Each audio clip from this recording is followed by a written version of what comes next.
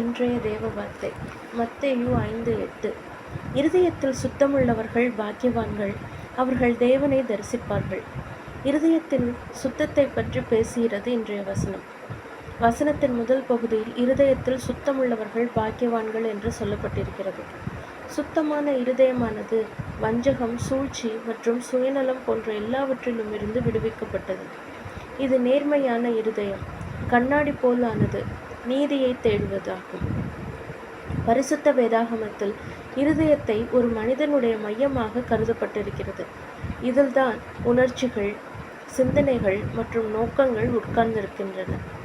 ஆகையால் தான் தேவனோடு உறவு கொள்வதற்கும் மற்றவர்களிடத்தில் அன்பு செலுத்துவதற்கும் நம் இருதயம் சுத்தமாக வைத்திருப்பது அவசியமாகும். வசனத்தின் அடுத்த பகுதியில் அவர்கள் தேவனை தரிசிப்பார்கள் என்று சொல்லப்பட்டிருக்கிறது.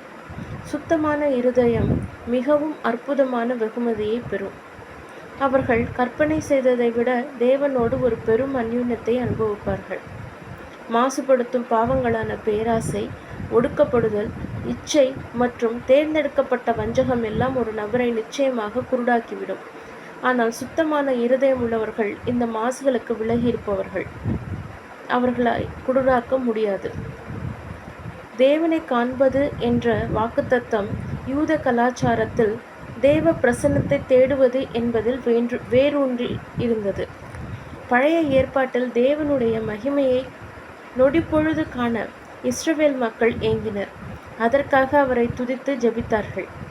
தேவனுடைய தரிசனம் என்பது அவருடைய தயவு, ஆசிர்வாதம் மற்றும் அவருடைய வல்லமையை வெளிப்படுத்துவதோடு சம்பந்தப்பட்டதாய் இருந்தது. இது தேவனோடு ஏற்படும் தெய்வீக சந்திப்பால் வரும் மறுரூபத்தை முக்கியப்படுத்துகிறது. இன்றைய வசனம் விசுவாசிகளாகிய நம்மை, கிறிஸ்தவர்களாகிய நம்மை சுத்தமான இருதயத்தை பின்தொடரவும், நம் வாழ்வில் பரிசுத்தத்திற்காக முயல்வதற்கும், நேர்மையோடும் உண்மையோடும் வாழவும், மேலும் தேவனை பிரியப்படுத்துகிற வாழ்க்கை வாழ்வதற்கும் ஊக்குவிக்கிறது. கர்த்தர் உங்களை ஆசீர்வதிப்பாராக.